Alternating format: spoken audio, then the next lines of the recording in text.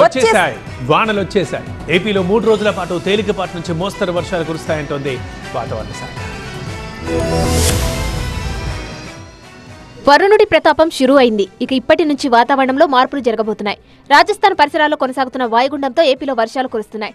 కర్నూలు జిల్లా తుగ్గలి మండలంలో వర్షం దంచుకొట్టింది. వరదల ధాటికి వాగులు వంకలు ఉప్పొంగి ప్రవహిస్తున్నాయి. పలు గ్రామాలకు రాకపోకలు పూర్తిగా బంద్ అయ్యాయి. ముంచెత్తిన వరదలతో పంట పొలాలు నీట మునిగి రైతులు ఇబ్బందులు పడుతున్నారు. నాన్ స్టాప్ గా 3 గంటల పాటు కురిసిన వర్షానికి రహదారులపై వరద నదులను తలపించింది. గుంటూరు జిల్లాలోనూ భారీ వర్షం కురిసింది. పొన్నూరులో కుండపోత వర్షానికి రోడ్లు జలమయమయ్యాయి. ఇటు రేపల్లెలో ఉరుములు మెరుపులతో కూడిన వర్షం కురిసింది.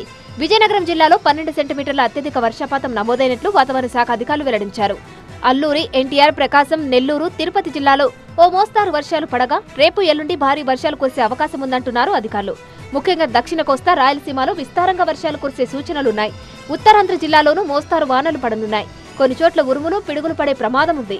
తీరం వెంబడి గంటకు 40 నుంచి 50 కిలోమీటర్ల వేగంతో ఈదురుగాలులు కూడా వీస్తాయని వాతావరణ శాఖ అధికారులు హెచ్చరిస్తున్నారు.